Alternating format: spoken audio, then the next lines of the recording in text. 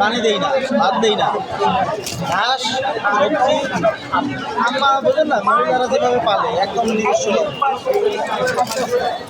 চাই না। চিন্তা করলাম বাসায় 13-14 হয়ে গেছে। এরা হলো 3 মাস পর পর বাচ্চা দেয় ভাই।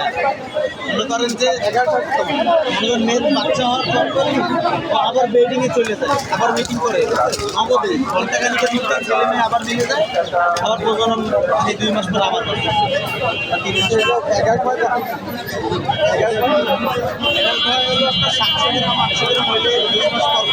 এর বয়স ধরেন যদি 1 মাস হয় আর 1 মাস পরে আপনি ওর লিঙ্গ দেখলে তো বুঝবেন, লিঙ্গ দেখলে তো বুঝবেন কি